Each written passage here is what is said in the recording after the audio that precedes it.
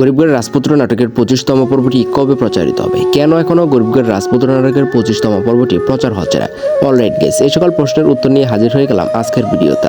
আপনাদেরকে জানিয়ে দেব 25তম পর্বটি কবে প্রচারিত হবে, কি করলে আপনারা গরিবগড় রাজপুত্র নাটকের 25তম পর্বটি সবার আগে দেখে নিতে পারেন এবং গরিবগড় রাজপুত্র নাটকের 25তম পর্বে কি কি ঘটনা ঘটতে চলেছে।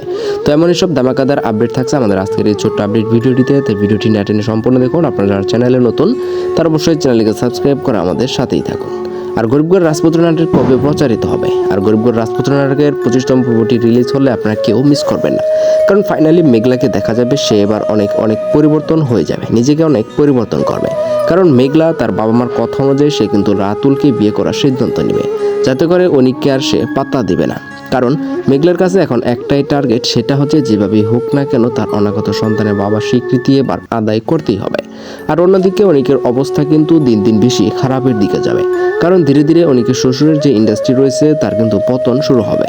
কারণ গত পর্বে তো দেখতেই পেয়েছেন যে অনিক যে লোকের সাথে ঝামেলা করেছিল ওই লোকের সাথে হাত মিলাবে রাতুল, এবং এক পর্যায়ে অনিকের যত সিন্ডিকেট প্রজেক্ট রয়েছে সবকিছুই রাতুল ওই লোকের কাছে আদান প্রদান করবে, যার কারণে এক পর্যায়ে অনেক পথের ফকির হতে যাবে।